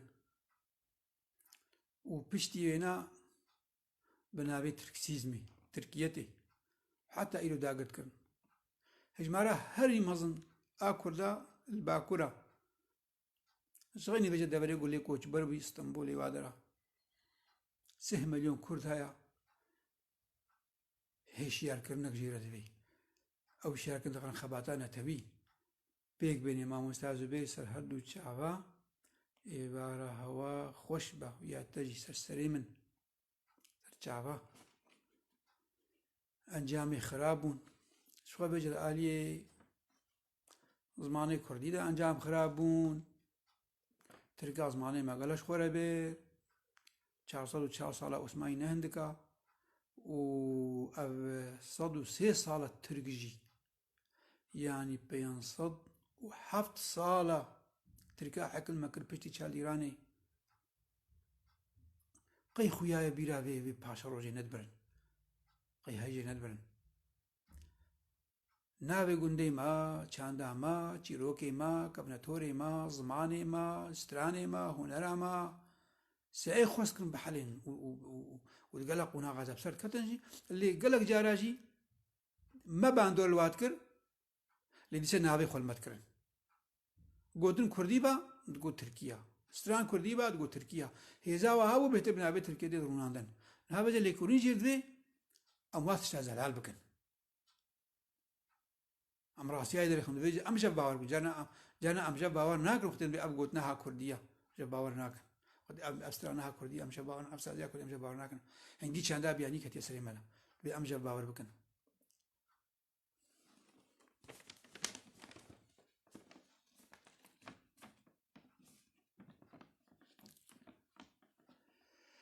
هێژانەوە مراتشەم و سەرچاوا برازی ئەو ژیمەت بینێ تەمامە درێژ بوو بابەتێ ما جەنگا چاڵدیرانێ بوو یا سێزدێ هەیبا تەباغێ هەیبا هەشتا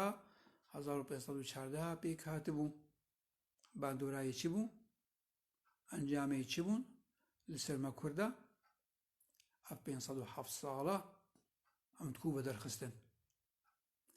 مە گۆت و بێژ کرد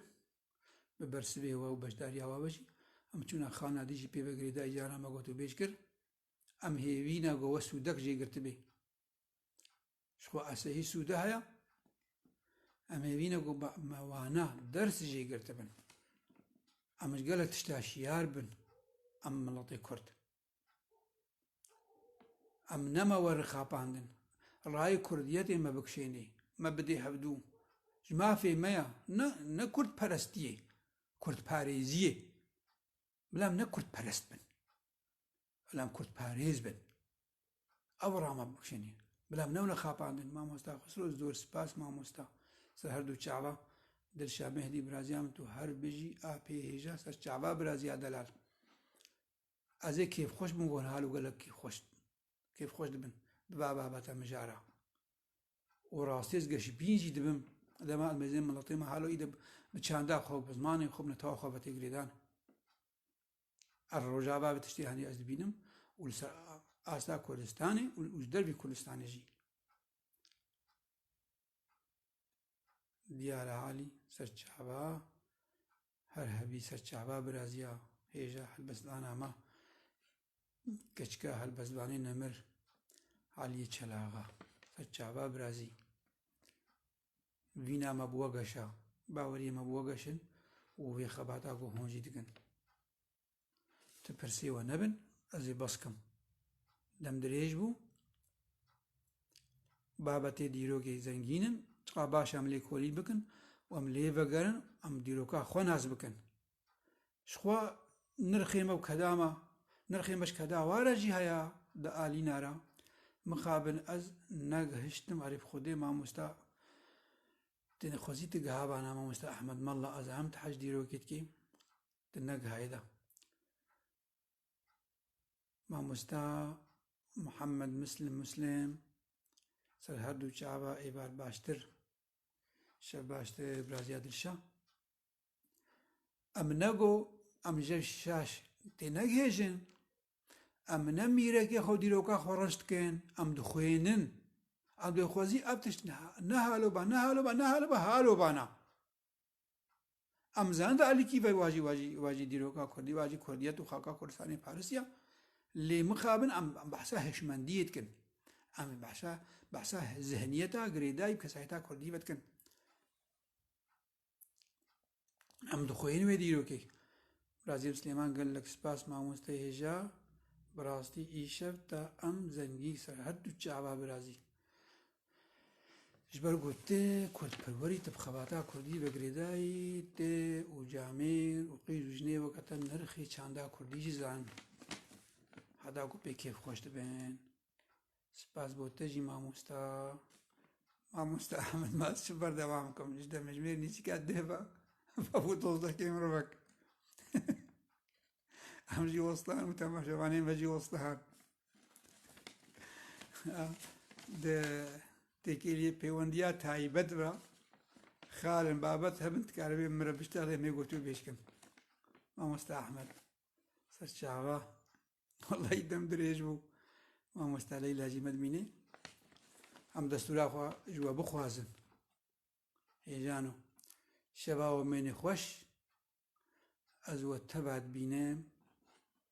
من نەرینێ وەدیتم کێ خۆشیا وەدیت ئیشەڵڵا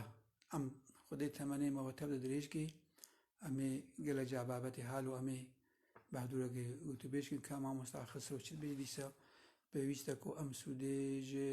مێژۆ خوا بگرنیانش دیرۆکە خۆتە ڕاست بێژێ درۆژێن بێدا ئەمێ پەیوەندیا پەرۆژی مامۆستا ئەحمەد مەڵە سەر هەردوو چاوێ من بە دەستوراوە تەبان ومێنێت خۆشیێدا و ئازادی یاوێ دۆزا گەلێ کورد بێ وی مەڵەتەی کورد بێ و ئەو ڕەسا دیرۆکێ وەرێنە ناسکردن و مەڵەتەی کورد پەبە هەبدوو ناز بکێ دیرۆکا خۆ ناسکێ و هەبدوو بەگەرێ و بلە هەرتم هەستێن ما یەکیتیانەتەوی بن و ئەم هەرتم حەج هەبکن و قەدری هەبدوو بگرن ومێنێت خۆشیێدا و ئەم سباش خەورام سەر سەرکەفتنی نەتەوی ئیشەڵڵا بمرنا داگرکەرابێ بمرنا ستەمکارابێ برزگارکردنا کەس و باژارێک کورد و کوردستانی بێ و سبها ئەمش خۆڕابن و بەریاکێ لیگەگەدی ئەم تشتێ خۆش هەبدوو ببیزن مزگینی بن ئیشەڵڵا دە خزمەتە نەتەوامەیە کووردا شەباوە بمێنێ خۆش و مێنت خۆشیێدا